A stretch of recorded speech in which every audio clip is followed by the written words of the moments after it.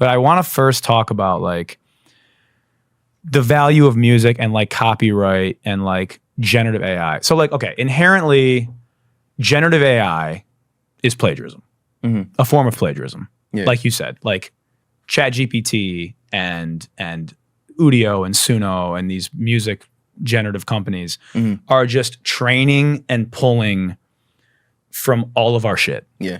Right? Yeah. And creating outputs that are inspired by, algorithmically inspired by that. Yeah. And like my thing, and this is really like the dilemma, the ethical dilemma, and like the big question, and what is literally being handled in court right now.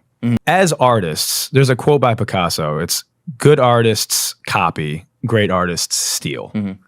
And, you know, much of being a creative and an artist is stealing, but in a way that like, I think there's a negative connotation to stealing, but like we draw inspiration from the things that we grew up on. You talked about like with your album, like all the alt rock alternative shit you grew up on.